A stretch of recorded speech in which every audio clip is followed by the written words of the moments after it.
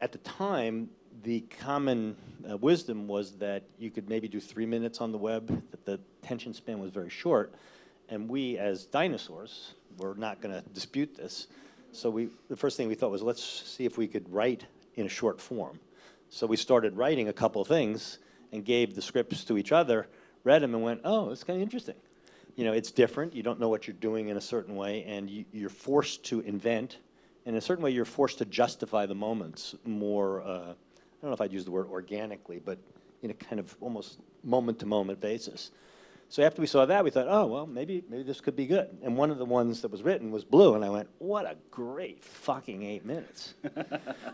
Because it was so character-driven. This girl had so many secrets, and so much happened, that came out of her character, that I thought, well, boy, that's great storytelling. So this was before, Julia, was part of it, and we thought, well, this is good. And then a number of things happened mechanically. The iPad came out, so we thought, okay, we can do this in HD. We would not be embarrassing our actor friends by putting their work in a form that wasn't professional. And then YouTube came around and said, we want to do channels.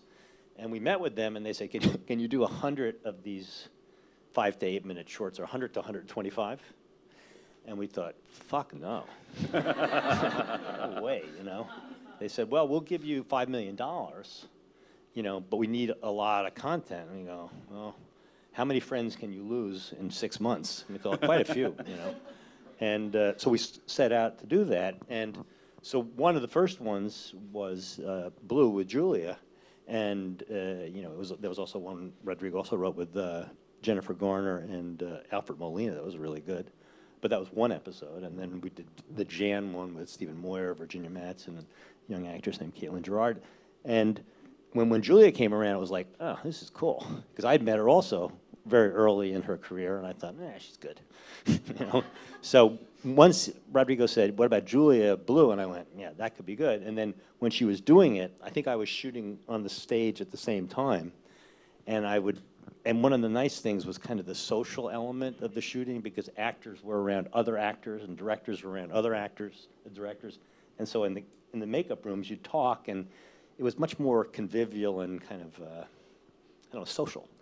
And I would look at Julia, and I'd go, that's not Julia, that's Blue wandering around there. And I wouldn't say anything until after we finished shooting, and I said, when you watch this, you tell me who that person was. I remember saying that. And then when we screened it, and Rodrigo did the cuts, and I said to Julia, if this was in any normal form, you would be nominated, in my opinion, for an Emmy, because her work, the writing and the performance was just that good to me, in my opinion. And I stand by that to this day. I just thought she was fantastic from the first time she walked on stage.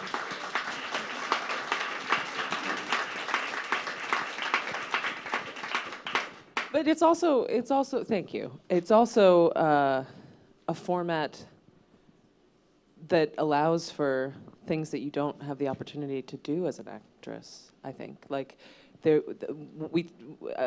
led by you guys, we've taken pride in like exploring the moments between lines or pauses and unexpected, quirky things that I don't know, if it were on a regular TV network, I don't think you would see. Does that make any sense? Okay.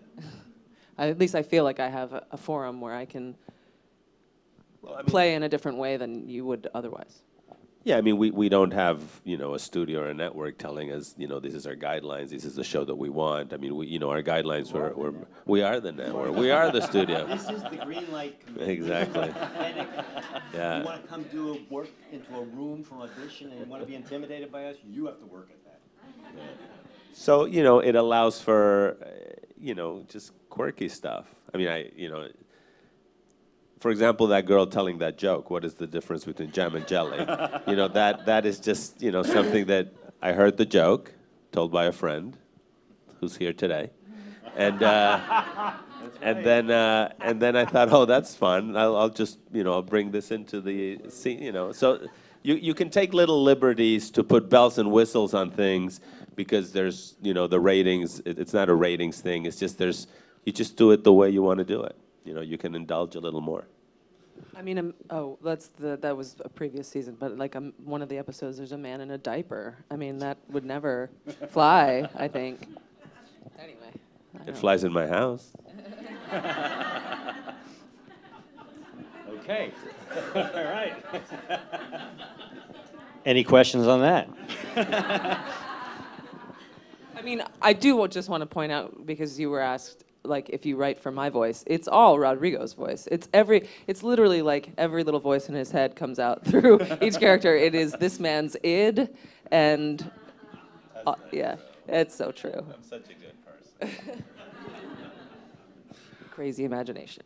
Well, John, Rodrigo, both of you have resumes that are long with projects involving strong female characters. Is that something that you really wanted to pursue with Wigs and Blue in particular? Yeah, I mean, we almost didn't even agree on it. You know, we knew, on the one hand, we knew, you know, what John spoke about. We wanted to do more quality stuff on the web that could survive, that could become part of libraries and go to other platforms. Then we knew that back then, in particular, the female audience was underserved, although it was a very fast-growing audience. And it just, I mean, it wasn't like a big business plan, but we thought, well, that coincides with our own interest in female characters. So, you know, and we've worked with a lot of actresses, and, you know, we knew, of course, that we would have to court them to come work with us.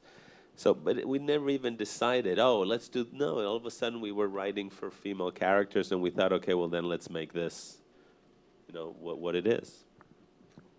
Yeah, and also it was much easier, you know, for Rodrigo's wife and my wife to have us doing this than, you know, our fake macho other life, which we won't talk about in detail. No, you know, I think that it was also, because the first project I worked with Rodrigo on, it was so well written for women, and I just couldn't believe that especially when I met him, I went, huh? It was just really great, you know, just so insightful, and the things that we were interested in were very similar, not necessarily identical, but entering stories through a woman's character, you know, or a female perspective, not necessarily pretending to see it that way, but more, I would say, almost observational. We're voyeurs, yes. We're voyeurs, yeah, and also, I come from a highly matriarchal world, which we're not going to go into, and Well, you went to Sarah Lawrence. oh, I fit in perfectly there. I was an experimental male, still am. But so that really interested us, and also, you know, something over the years.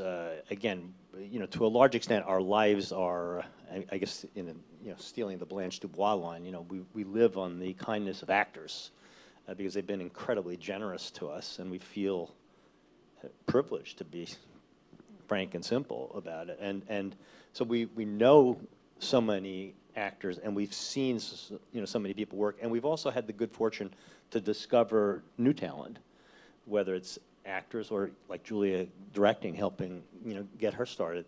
There's something very exciting and maybe a little dangerous, but there's nothing quite like seeing talent blossom. And so the fact that we had this interest, that it was somewhat underserved, that it wasn't truly a business decision, but it was very natural to us. And it also gave us a chance to do a number of things that are part of our lives, which is half the directors the first year were women. No one's ever done that. We wanted to do that, you know. It's long overdue. Thank you. We appreciate it, but, you know, it's really long overdue. And a lot of us who've started, I've been involved with the Directors Workshop for Women at the AFI and many projects that attempt to deal with women or underrepresented minorities. It really is annoying how slow things are, even though it's getting better. And, you know, certainly great work is being done on cable. So we wanted to the extent possible, walk the walk, and there's no excuse. Whatever we don't do, it's our fault, you know, and we accept that. So it was a very, very natural kind of progression in a way. And Julia, you wrote and directed a Wigs series, Paloma.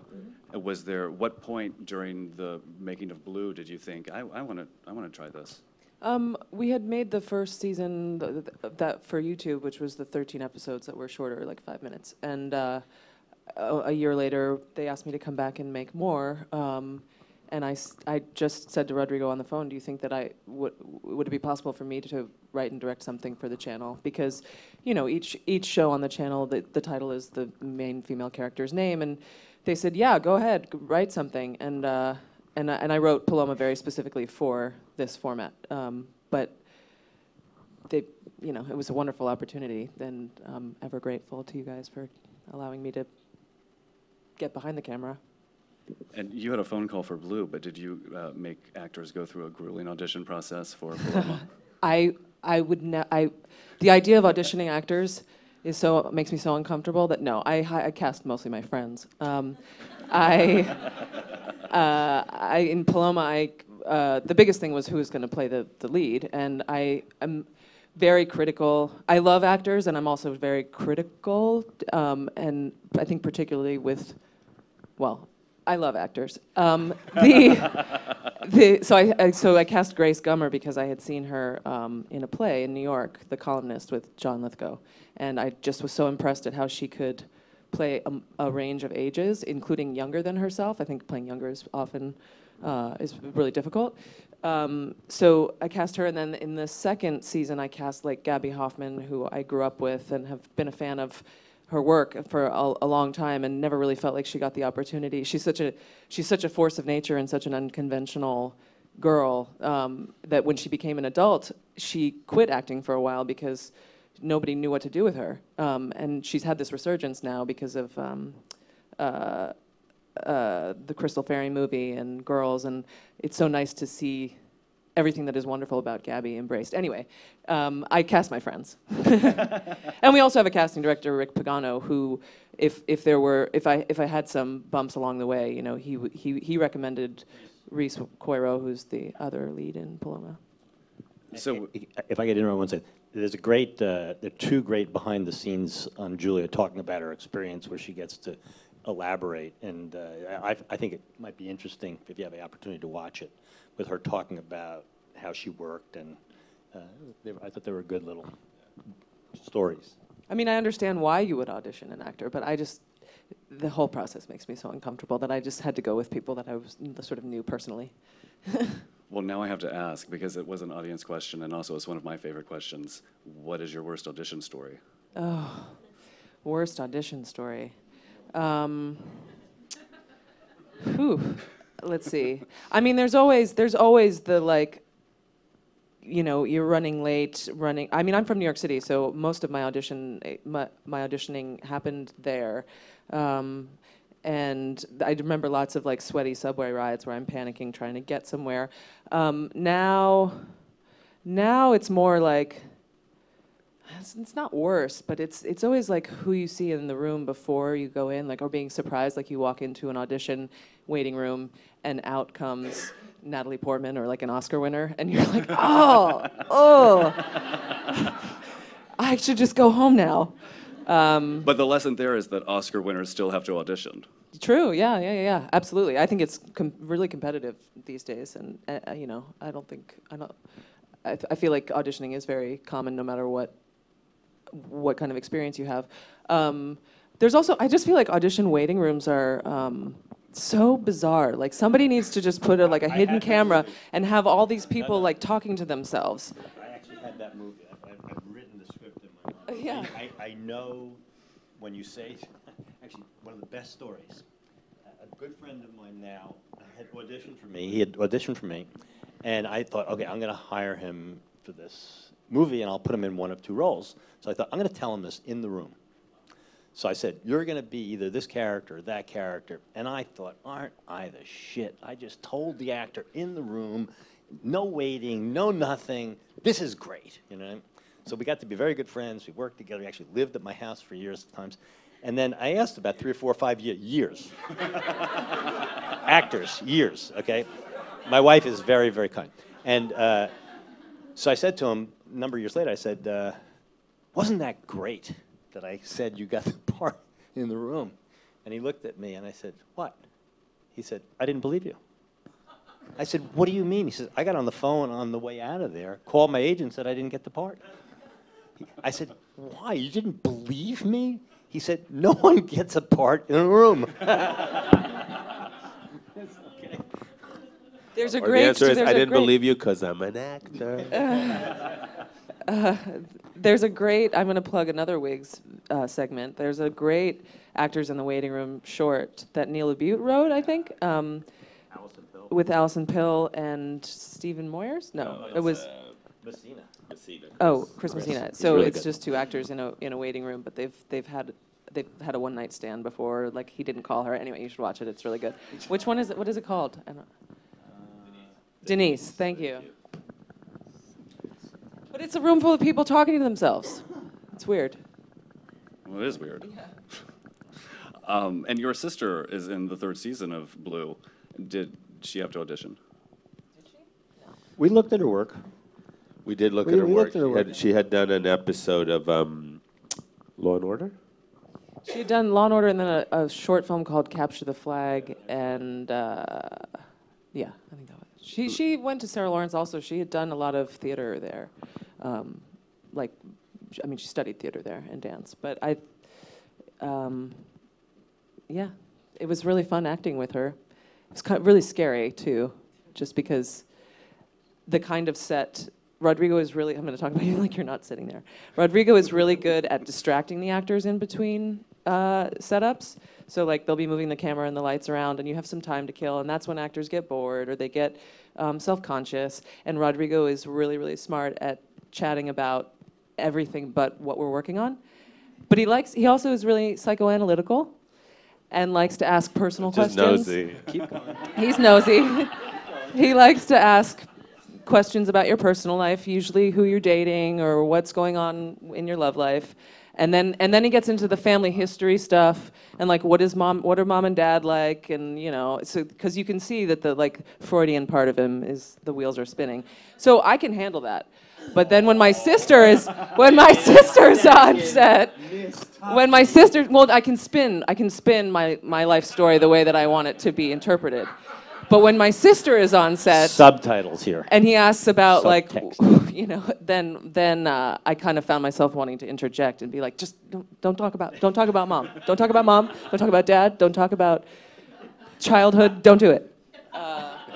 Yeah, I don't know if I micromanaged that so well. Well, did it help having that relationship with her off camera for those scenes? Having Yeah, that trust? absolutely. There were definitely moments where we looked at each other and we were like, we've had this conversation before. What conversation? Not the lesbian one so much, although she did go to Sarah Lawrence.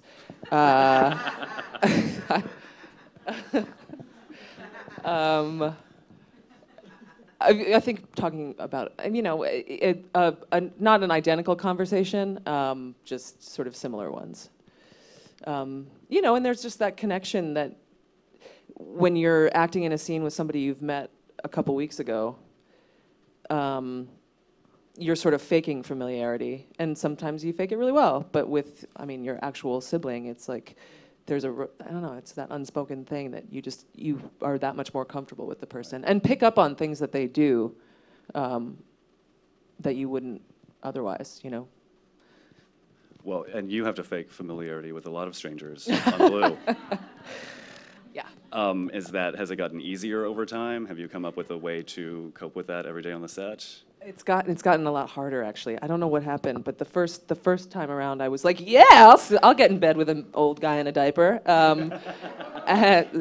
or like, I'll strip down to my underwear. That's fine. And for some reason, like season 2 and 3, I started to get more shy, but I'm working on it. I'm working on it. Well, you have to. There's no stopping it Yeah. now. No, it also depends. It depends on like what's actually going on in the scene. Part of the reason why that I keep talking about this diaper scene is because it's comic relief in the story. So it's easy when you're just trying to be funny to play a scene like that. But there's some dark things that happened to this girl, and I think anything that makes you uncomfortable, and I'm not talking about just like taking your clothes off. I'm talking about the psychological stuff. Anything that makes you uncomfortable is probably worth it, or I feel like if you're not a little bit nervous about what you're doing, then it's probably not challenging. Yeah. I would also say that I think intimacy, genuine intimacy, when you're performing, is difficult, and it's revealing.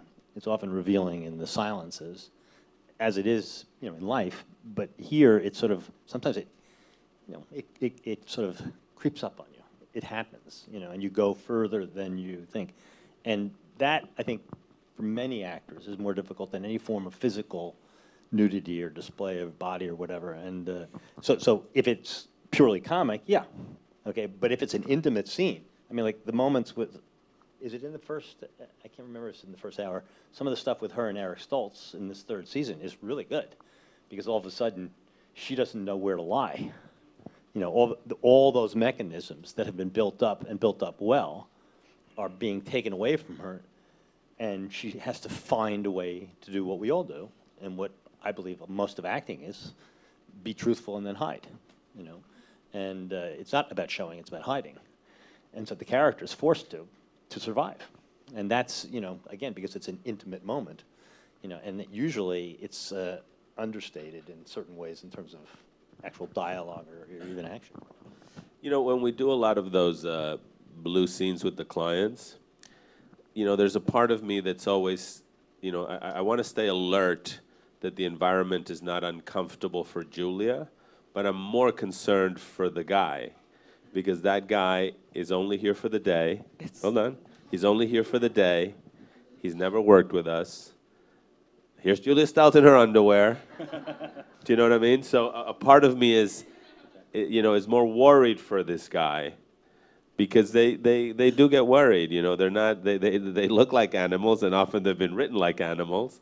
But I know if the environment is generally safe for Julia, I know when time comes from the camera to roll, she'll go into her thing. Whereas these guys is like, okay, drop trow, here's Julia in her underwear, go at it, Buster. You know, they're, you know, I think I did say that to her once. Remember, this guy is more scared than we are, believe me. Yeah. Well, no, there's... We're on our home turf, and they come in as the visiting player, and Yeah. No, I was just gonna second that. Well, going back to those scenes of intimacy that you were talking about, there's a moment in the second episode, which all of you should immediately go home and watch on Hulu.com, where you have that moment in the car after leaving Eric Stoltz's apartment that is breathtaking. And are those moments harder for you than getting down to your underwear with some guy you just met 5 minutes ago? It's not harder, it's more cathartic. I don't know. I'd like, yeah, I think I feel like I would just call him cathartic. I don't really know. I feel like at the risk of getting too personal, I feel like in this last go around, I would say to Rodrigo, like, you pull the stopgap and the floodgates will open. Like I think I had to hold back from feeling super vulnerable on this set for whatever reason. Like it wasn't hard for me. There'd been so much with Blue built up in terms of what she's struggling with, that for me to have some sort of release like that I was really ready for it. Does that make it harder or easier on the set to be in that place, to be so primed? For an emotional scene, or like a for the crime emotional scene? scenes, yeah. I guess the only difficulty was that it wasn't literally when we were shooting it. It's not triggered by anything like what another character is saying, or triggered by something that she's doing. She's just sitting in a car. But I didn't find that difficult. I just kind of embraced, like, oh, this is an opportunity for me to burst into tears. I mean, it is kind of a funny thing that, like, most jobs you're discouraged from being super emotional. But being an actor, it's like, if you can cry, great, let's see it. I don't know what I'm saying. No, you're making sense, though. Yeah. Also, it's me by myself. Like, I think connecting with other actors is probably more difficult than just revealing your emotions. Yeah. Well, Rodrigo, you wrote the whole first season in one go. Have you continued that model with the second and third seasons? I did. You know, usually for us, you know, we weren't sure. I mean, well, we thought and hoped that we'd be coming back. We never knew exactly when. You know, we'd have to wait and then shoot for a window and find out, you know, if Julia was available and wanted to come back and when that could be. But yeah, I would just sit down and write, the entire, whatever it was, 24, 25 episodes, which was a lot. It's you have to go into some tunnel for about 3 or 4 months. But yeah, it was horrible. It was a lot of pages a day. But we shoot very quickly, and we want to shoot efficiently, and our budgets are very controlled, and also we don't do 18-hour days. We do very regular 11, 12-hour days. So I wouldn't want to start and be writing for no other reason that I'd just be too fried to come home and write. I mean, there's always some rewriting, and the actors have ideas, and usually you take things out, you make them shorter, you make them simpler. But the idea of writing while I'm directing is just not something I can do. So I really have to just go into that tunnel and write it all, and I think it just creates a little bit more excitement with the actors to just say, here's this whole thing, and not that uncertainty of where's it going, what's it going to be like, and it's funny, this goes back to what we were just talking about, the comfort of doing sex scenes and stuff. In the second season, I wrote less sex scenes with clients because I thought that was not the main area that I'm exploiting. And Julia said to me, we need more of those.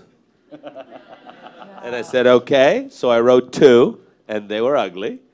And she saw them, and she said, whoa, what? And I said, yeah, let's go for it. And then, but I understand, it's like you want to do the thing, you don't want to do the thing, you want to go there, you don't want to go there. Well, it was like I was interested in reading those scenes, but when it came time to actually film them, the reality set in. It's like, oh, okay. Well, no, there was also one element there which was, I think, important, which is in exploring the world. You and I came to this separately, but had the same note in effect to Rodrigo, which was part of the reality is stuff that's very scary. And so the Bad John stuff, I don't know if you've seen season 2, there's a fucking segment that is fantastic. It's beautifully shot and terrifying and really ugly. Ugly the way it is without any kind of, gloss over it.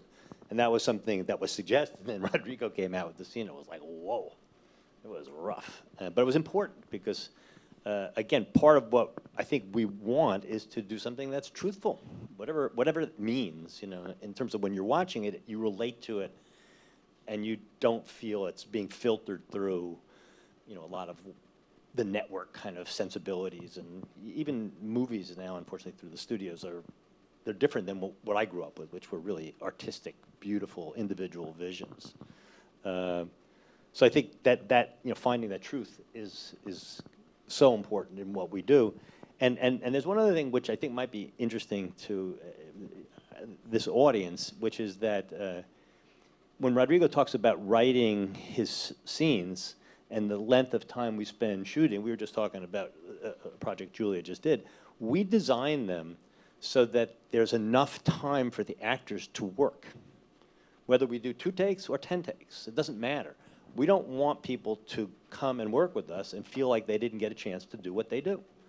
And the actors, I can't remember which actress it was, coined it as actor therapy, when you come and work at Wigs, because it's just acting. It's just performing, and it's unvarnished, and there are no big trailers. We have makeup, we have hair, we're professional, we want people to look right, but it's not about the other things. So in that writing, there's time to rehearse, there's time to set it, and Allison Kelly, our DP, is here, gifted cinematographer and a wonderful person as well. Through Allison and through the crew, we try to build that experience that can, allow the work to be as good as it can be. And in a funny way, because we don't have contracts that say we own Julia Stiles. We don't own a thing. Julia will work with us if she believes it's worth her time and worth her effort. So instead of the way it is as a business, we all understand it, our business, in a way, is doing good work. And if it works, we'll have more people coming in and working with us. And it's okay to be that the performer is the master. If you're afraid of it, I don't think you have any business to be in this business. And the flip side of it is, we're the recipient of such generosity and such commitment and such, I don't know, it's just a great feeling to be on this side and see what people can do if you treat them well and with respect. And I think that's part of what we wanted to do, and I think we've been somewhat successful. Can I say one thing, actually, since we're in a room full of actors, I think? I think one of the most refreshing things, I mean, obviously we make this stuff with a budget and financial support and, you know, a high quality talent and also even behind the camera. But I think that one thing that's really refreshing about this internet growth is that it allows, I like encourage every one of you, if you can, to get behind a camera. Because one thing, given the opportunity to write and direct my own thing for these guys, I learned so much about acting, but it also is really refreshing to not be walking around going, pick me, please, am I good enough, will you cast me, will you put me in this thing? And you can actually, like, now there's such a great opportunity to make your own projects and put them out there and people will see them. And you were surprised sometimes by how you reacted to actors too, right? Yeah. Really, it's quite interesting. Yeah, that's it. I just thought it's, you know, whatever level of experience you have as an actor, everyone's out there trying to get hired, but it's actually really refreshing that nowadays you can create your own project, do your own work, and there's a platform, the internet, to put it out there. Well, to that point, Jon, what makes a Wigs show? What are you looking for in a show? Somebody said this to Rodrigo and me and Jake early on, and of course we took it the wrong way because we're artistic in nature. I said, you lead with characters. That was really smart. And Rodrigo and I looked at each other and said, does that mean our stories are kind of weak? We're too character-centric, you know? But I think whoever said it was observant, you know, and that what we invested in was the character, and through the character we developed the narrative. And you know, I don't know how great the narratives are. We think they're good, but you know, there's great work being done, and just tons of it, in particular on cable. You know, and we aspire to that. You know, we're extremely ambitious, but we started in a modest way, you know, and often it was a character. So we wanted it to be a single lead female character, and we wanted her to represent different voices. And by the way, the things that we're annoyed about is we still want far more divergent characters. And one of our frustrations is we've gone to our friends who we would hope would embrace it to get more voices, and we have had some success, but we want far more. So we're really looking, you know, for inexperienced new voices and, you know, experienced voices that could mentor someone in the same way. To some extent, I don't know how much mentoring we really did for Julia. We said, do this, and she did it. You know, generally speaking, actors make good directors because they can work with actors. They understand acting, and that's very, very useful. So we want that, you know, female character. We want it to be worlds that either are unfamiliar or treated in a way that make them feel unique and not familiar. We're not really interested in competing with CSI Miami or New Mexico. You know, if you see somebody pluck something out of their asshole and say, "I've got the solution to the crime," it won't be on Wigs. I love that show. Oh God! I feel like I want to hear from you guys. I feel like we should take questions from the audience. Did I just overstep my boundary? Bounds there. It would be a first. I've covered most of the questions from the audience, but I want to hear from you because you said just mere moments ago that you learned a lot about acting from directing, and what. Anything specific or? So, yeah, so I had all these lofty ideas about I was going to direct my actors, like about intention and motivation and all the things that you hear James Lipton talking about. And what it really comes, well, first of all, if actors could understand what directors are going through, it'd be, you'd be amazed at just, not just in terms of like how you're always fighting time and your schedule, but I think as an actress, I always looked to the director to guide me, and it's really refreshing when an actor comes in and they have a more clear idea of what they want to do with the scene and where to go, and are not, okay, what else? Sometimes it's just easier to say more happy, more sad, or say it faster, or say it slower, and you don't have time to get into all the nitty-gritty of like what was happening to the character when they were 5 years old. You know, so I found myself like apologizing, like, I'm sorry, I know this is really annoying, but can you just say the line like this? And what would they say? What would they say? Some of them are fine with it because it's easier. It's like more clear. Like, what are you going for? They're more fine with it at 12:45 a.m. Right. And then I think also you'd be amazed at how much you can fix in editing, or not even fix, but how much you can do in editing. So, like, I used to feel like I had to get it right in the take, or I had to, I don't know. It's just so liberating when you know that you can say the same line over and over again 5 times, and the editor can fit it in. And to also, I guess, to see like how if it can actually be really simple acting.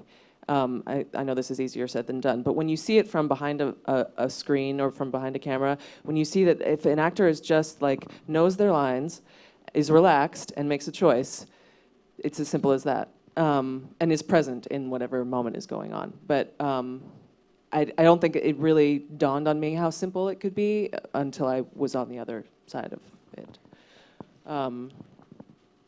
What?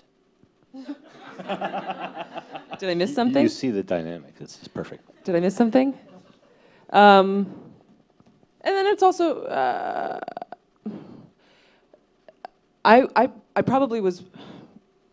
Oh, the other thing. It's like sometimes as an actress, I would feel. You feel your ego get in the way, like a director gives you a note and you take it personally, or you take it like I'm not doing something right. When actually, most of the time, a note is just a suggestion, like, oh, I have an idea that didn't occur to me. How about try it like this?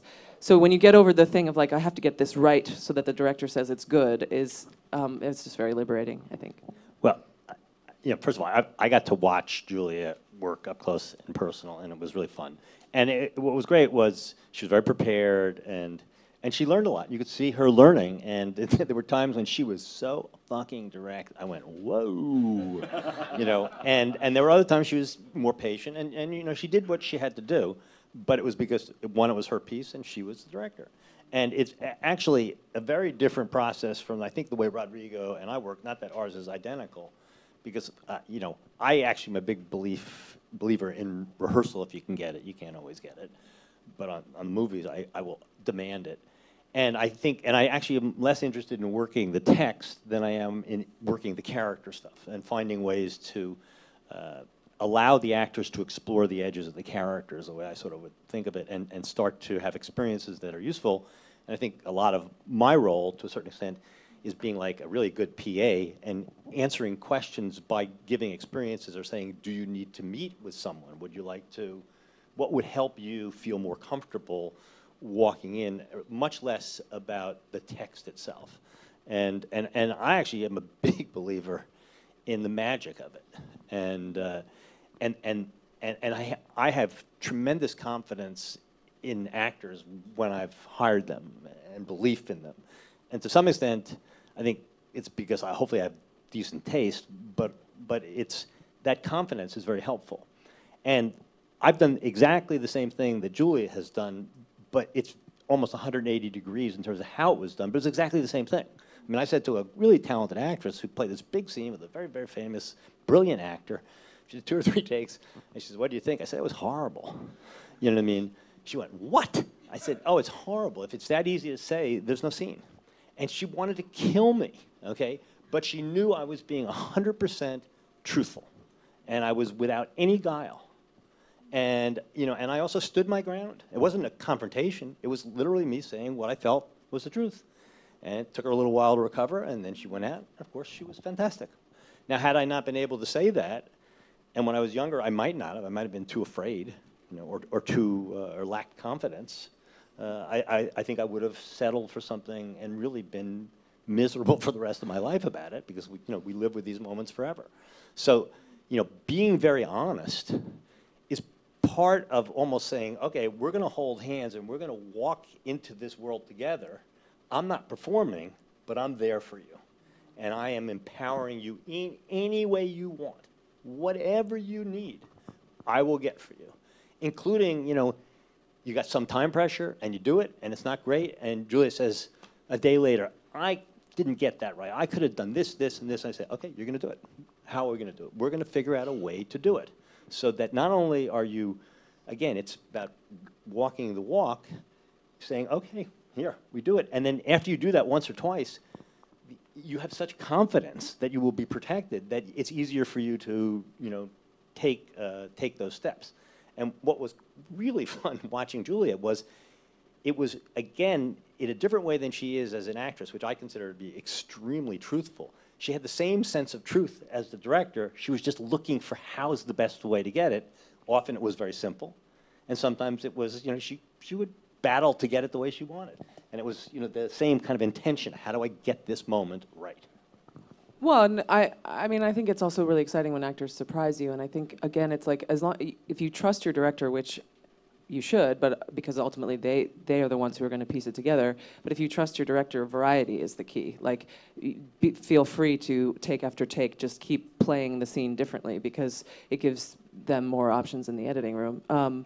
If you, whereas before I had ever directed, I sometimes felt like, again, it was about like getting a moment right. Like I have to say it this way each time. It's exciting when actors keep playing around from take after take after take. But you have to trust your director in order to do that. And I think a lot of times the director is just trying to earn that trust. And Rodrigo, we'll give you the last word. Having worked with Julia before and after Paloma, did you see a difference in her on set? I mean, I didn't, because she was, she was always good and hardworking, etc. She did say to me, that she had a new appreciation for the headache of having to get the day, move quickly. But that's just the pain in the ass side of directing. I mean, you just, she came to that directness more quickly, I guess, because she's an actor. I've never been an actor. I was a cameraman for a long time. So it's taken me a long time to be very direct and blunt with actors. And, I've gotten better at it. And certainly the younger the actor, the better I am at saying, that's boring, pick it up. But, I get more, I'm not nasty to them. I'm just more direct. And I've also, found out that, there's so many directors that just don't even pay attention to actors, that a little bluntness, at least, not at least, a bluntness means you're paying attention, you care, I'm looking at you right here, you're boring me. It's not that ugly, but a lot of directors are out there in some monitor saying, good, move on, or not even good, just move on. So, but no, she was a good actor before Paloma already, so that didn't change. Could I do one story on directors? And as I had the good fortune to work with Robert Redford and Michelle Pfeiffer, and Redford is a great guy and a great director, and I think very underrated actor. And we were rehearsing, and it was fun, and so on and so forth. And near the end of the rehearsal, Michelle started talking to me about hair and the wigs, all right? And there was going to be 8 wigs. It was a big deal. It was a lot of talk. And as she's starting to talk to me, I see Bob out of the corner of my eye, and I look at him, and he has this little devilish smile, like, you handle this one. And it was not mean. It was actually empathy on his part, like, this is what you got to do. And he skunked out of the room as Michelle and I got into a 2-hour or whatever long conversation about Peter Owen's wig, blah, blah, blah, blah, blah. And he knew. He really knew. And there were many times, and like Eric Stoltz started directing, it's really a big change. You really see things differently. And I think by and large, it makes it so much easier because you understand much more of the mechanics that are going on behind the scenes. And I don't know that it necessarily makes you a better actor, but it makes you much more aware and appreciative of the whole. Because generally, just that sense that, just to understand what a director means when he says, I'm just trying to get my day. Do you know what I mean?